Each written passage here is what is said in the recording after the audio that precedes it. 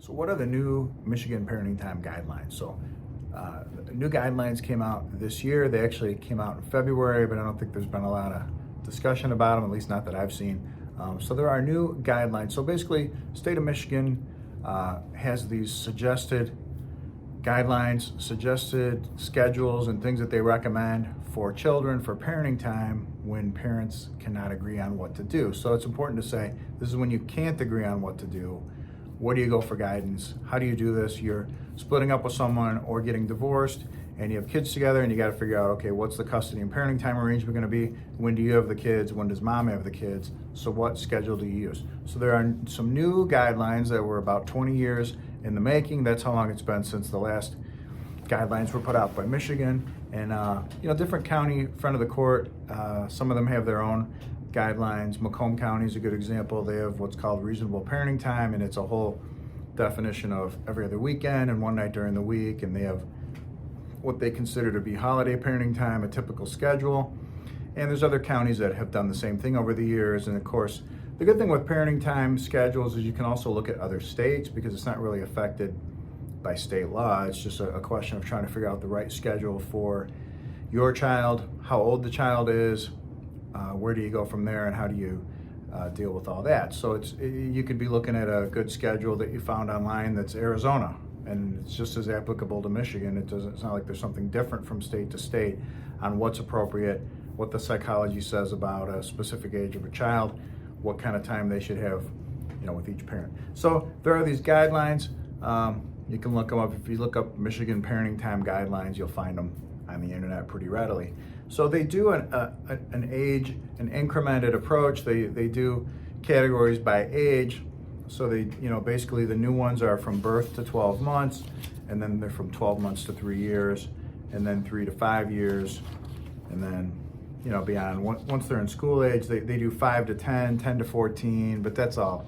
Once a child is school age, especially beyond elementary school, you're really looking at kind of all the same thing as far as parenting time schedule. So the critical kind of different increments are birth to 12 months, 12 months to 3 years, 3 years to 5 years. Those are when things are changing pretty rapidly in the child's development. And so then there's these different schools of thought on what should that mean for parenting time and what should guidelines be. So my concern with this when looking through it is that the birth to 12 months they don't really take a position about a schedule. They don't say that overnights are not appropriate, but they also don't say overnights are appropriate. So it kind of sounds like they're taking this position like, well, no overnights for the other parent from birth to 12 months, which is pretty extreme. A lot of states tend to do that. There are Wayne County Parenting Time Guidelines, for example, in Michigan, have a graduated schedule like this, and their birth to 12 months is like this, basically no overnights at that point.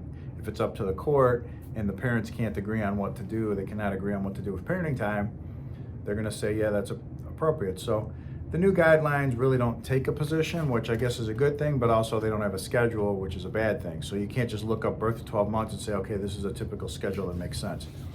From 12 months to 3 years, it does talk more about overnights, how allowing overnights would be appropriate. So they're sort of implying that overnights wouldn't be appropriate from 0 to 12, but now from 12 months to 3 years, they make more sense. From 3 to 5 years, it talks about doing a recommended thing of 2 to 3 overnights with the parent, and as well as doing some phone and video contact at that age. So that's from 3 to 5 years is what's recommended.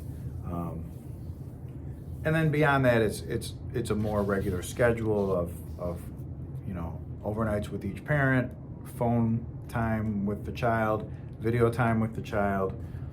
But they don't really take a position of like, here's a typical schedule. They actually have a lot of different typical schedules, and they explain kind of these different schedules without really saying which one's appropriate for what. But there's like a daytime only schedule, there's a long daytime visits, there's a short and long daytime visits, there's daytime and non-consecutive overnights. There's a whole variety of schedules, but the guidelines are not really taking a position on what's appropriate.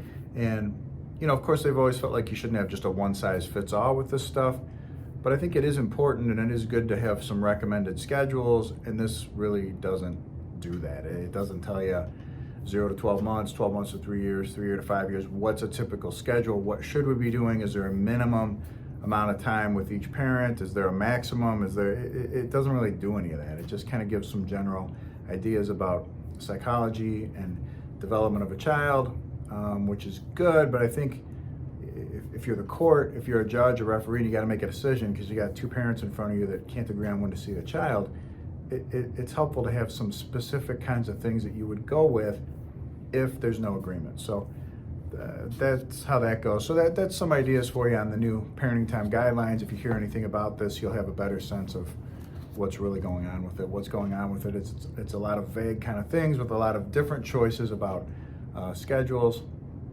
but it's a starting point, something to reference when you're dealing with parenting time. So I hope that helps.